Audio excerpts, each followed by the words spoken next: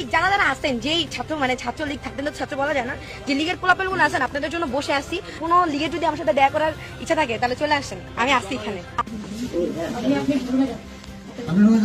আপনি রুমে যান, এটি থাকি মা, রুমে যান।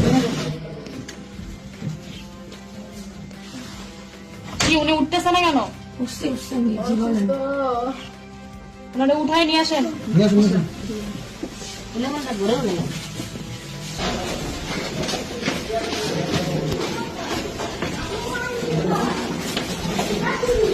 কেন